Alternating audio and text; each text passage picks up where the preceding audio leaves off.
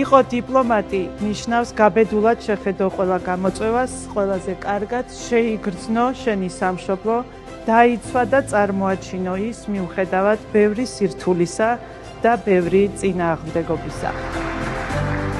დღეს საერთაშორისო ასპარეზზე ხმამაღლა უნდა ისმოდეს ქართველი დიპლომატების ხმა, რომ საქართველო არასდროს დათმობს სუვერენიტეტს და არჩევანს, იცხოვროს თავისუფალ, დემოკრატიულ და მშვიდობიან სახელმწიფოში.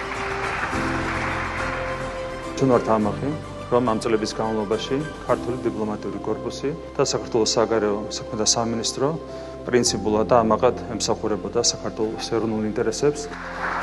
საქართველოს პარლამენტს სრულად აქვს გააზრებული თქვენი ბრძოლა და სირთულეები. პარლამენტი თქვენს გვერდითაა და აფასებს თქვენ შრომას, ბრძოლას და თავდადებას.